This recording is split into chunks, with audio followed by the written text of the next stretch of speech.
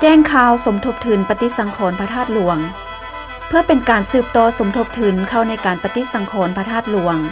ดังนั้นขอเชิญชวนทุกท่านร่วมบูชาเหรียญกี้พระธาตุหลวงไว้เป็นที่ระลึกซึ่งเป็นเพียงเหรียญเดียวที่ผลิตขึ้นในประเทศ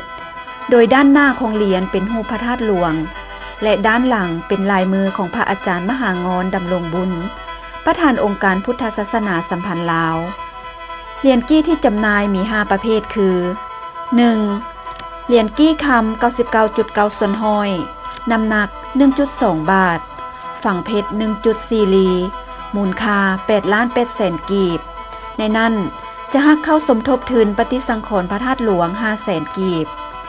2. เหรียญกี้เงินปนคำมูลค่า 450,000 กีบหักสมทบทุน 50,000 กีบ 3. เหรียญกี้เงินสดมูลค่า 250,000 กีบหักสมทบทุน 30,000 กีบ 4. เหรียญกี้ผงพระธาตุหลวง450 ปีมูลค่า 80,000 กีบหักสมทบทุน 15,000 กีบ 5. เหรียญกี้ทองแดงและทองเหลืองมูลค่า 45,000 กีบหักสมทบทุน 10,000 กีบ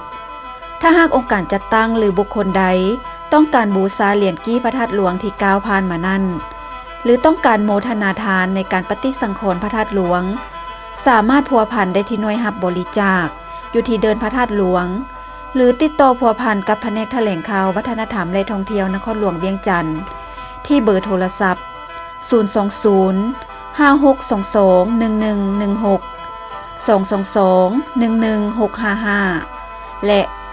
5999991 สำหรับต่างแขวงเม่นพัวพันกับแผนกหรือห้องการแถลงข่าววัฒนธรรมและท่องเที่ยวของแขวงหรือเมืองส่วนอยู่ต่างประเทศเม่นติดต่อพัวพันกับสถานทูตหรือสถานกงสุลของลาวที่ประจำอยู่ประเทศนั้นๆ